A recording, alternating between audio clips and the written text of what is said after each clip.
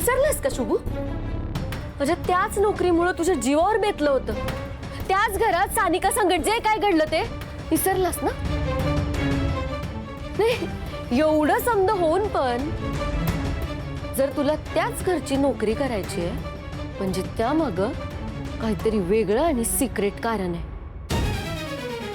खरं खरं सांग शुभू, तुझं त्या श्रावणीवर प्रेम आहे ना?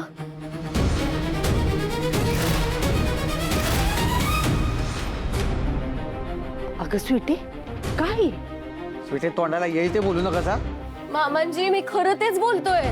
तू मसनी पटना झालंय. तुम्ही ज्या साहेबांचे दाखले देता ना, त्याच साहेबांच्या विरोधात जाऊन हा शुभू त्या श्रावणीला मदत करायलाय, वेश बीश बदलून. स्वीटी फालतू बडबड बंद कर. अरे माझ्यावर काय रागवतोयस?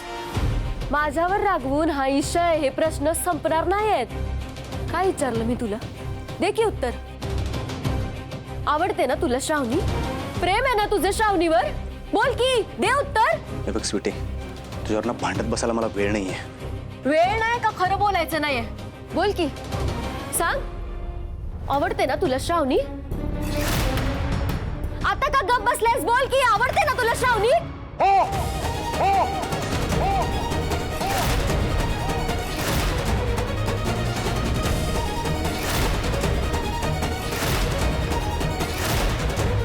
करतो मी प्रेम.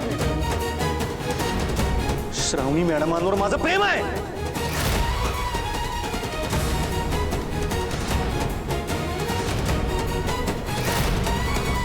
काय म्हणणं आहे तुझं?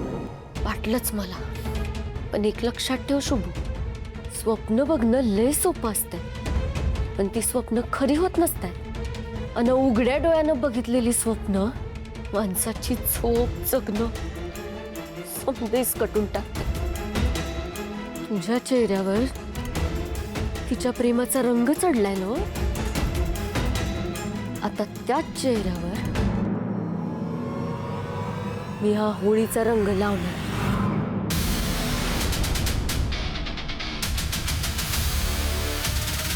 स्वीटा,